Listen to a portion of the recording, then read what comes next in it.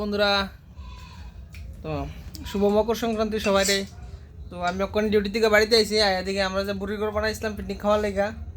তো বাচ্চা পার্টি সবাই খাই এটা ঘুমাই গেছে। তো আমি ওখানে ঘরের মধ্যে পিকনিক খাইতেছে, আমি আমার ওয়াইফ।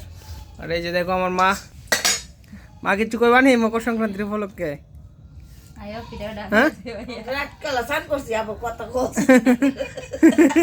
আর কিছু কইতা নাই দ্রোই?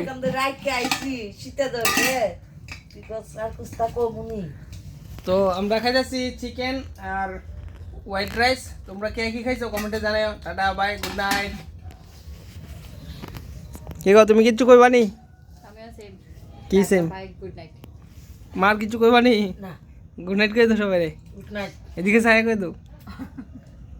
ফেরো বাদ দিতেছি ওনে।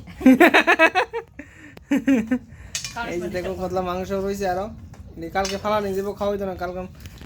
কালকে কি এর কালা কাউন দিব। খাওয়ান দিব সানের আগে না? না না, আমরা চান কইরো কাটতে পারব না, করতে পারব। চেষ্টা করে যে খাই দাও না। আমরা রান্নাটা খুব স্বাদ হয়েছে। তো গুড নাইট সবাই, আবার